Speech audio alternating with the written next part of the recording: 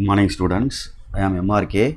Today class 12th Maths chapter 7 applications of differential calculus exercise 7.6 second sum very important sum for 5 mark public la kepanga monotonic cities use பண்ணி local extrema கண்டுபிடிக்கிறது maximum local maximum minimum கண்டுபிடிக்கிறது first derivative டெஸ்ட்டை use பண்ணி தான் monotonicity கண்டுபிடிக்கணும். தமிழில் வந்து ஓரியல்பு தன்மை அப்படின்னு சொல்லுவாங்க, ஓரியல்பு தன்மை அப்படின்னு சொல்லுவாங்க. ஓகே, ஆமாம். செகண்ட் டெரிவேட்டிவ் டெஸ்ட்டில் வந்து லோக்கல் மேக்ஸிமம் மினிமம் ஒன்று இருக்குது, அது வேறு. இது வந்து மோனோடோனிசிட்டிஸ் கேட்டனால இன்க்ரீஸ் டிக்ரீஸிங் கண்டுபிடிக்கிறது ஃபஸ்ட்டு டெரிவேட்டிவ் டெஸ்ட்டில் தான் கண்டுபிடிக்கணும். ஓகே, அப்போ கொடுக்கப்பட்ட கொஸ்டினை எடுத்துகிட்டு ஒன்ஸ் டிஃப்ரென்ஷியேட் பண்ணி ஈக்குவல் டு 0ன்னு வச்சு எக்ஸ் வேல்யூ ஃபைன் பண்ணிட்டேன்.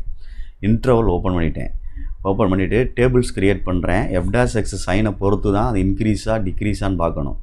இந்த இன்டர்வலில் இடையில ஏன் இந்த ஃபஸ்ட் இன்டர்வல் எடுக்கலை அப்படின்னா, இது லாக் சம்மில் எப்போயுமே டொமைன் அப்படின்றது, அதாவது எக்ஸ் வேல்யூ வந்து பாசிட்டிவ் வேல்யூ தான் கொடுக்க முடியும்.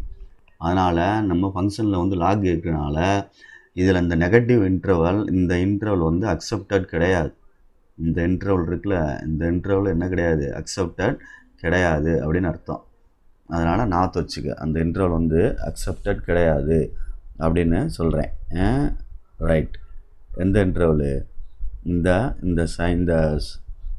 நெகட்டிவ் இன்டர்வல் வந்து அக்செப்டட் கிடையாது, இந்த இன்டர்வல் அக்செப்டட் கிடையாது. Okay, right.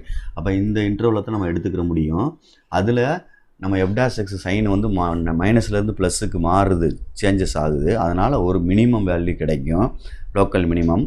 அந்த மினிமம் வேல்யூ கண்டுபிடிக்கிறது தான் இந்த எக்ஸ் ஈக்குவல் டு 1ன்ற பாயிண்ட்டை யூஸ் பண்ணி கண்டுபிடிச்சிருக்கேன். 1/3 அப்படின்னு வருது. ஓகே ஸ்டூடெண்ட்ஸ், கேர்ஃபுல்லாக படிச்சுக்க. Okay, thank you.